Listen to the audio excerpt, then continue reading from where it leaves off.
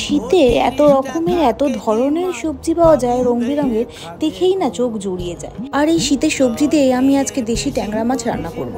সর্ষের তেলে ট্যাংরা মাছগুলোকে ভেজে নিয়ে ওই তেলে পাঁচফোড়ন শুকনো লঙ্কা ফোড়ন দিয়ে সেটে রাখা সবজিগুলো দিয়ে দিয়েছি। আলু, শিম, গাজর, মূলো দিয়ে একটু স্বাদ মতো লবণ দিয়ে ভালো করে ভেজে আসলেই তার মধ্যে তুলে দেবো পেঁয়াজ কলি কিন্তু শীতে পাওয়া যায়। সবজিগুলো একটু ভালো করে ভেজে এলে তার মধ্যে আমি তুলে দেবো ছোট ছোট করে কেটে রাখা কাঁচা টমেটো, এটাও কিন্তু শীতে পাওয়া যায়। এরপর এর মধ্যে দিয়ে দেবো একে একে লবণ, হলুদ গুঁড়ো, লঙ্কার গুঁড়ো, একটু জিরে গুঁড়ো দিয়ে আমি আবারও একটু ভালো করে ভেজে নেব।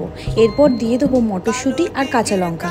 এরপরে সর্ষে বাটা তুলে দেবো আর বাটি ধোয়া জলটাও তুলে দেবো, দিয়ে আর একটু জল দিয়ে সেই ভেজে রাখা দেশি ট্যাংরা মাছগুলো তুলে দেবো, দিয়ে ঢাকা দিয়ে 5 মিনিট সেদ্ধ করলেই রেডি আমাদের ট্যাংরা মাছ দিয়ে শীতের সবজির একটা চচ্চড়ি। আজ আসি তবে।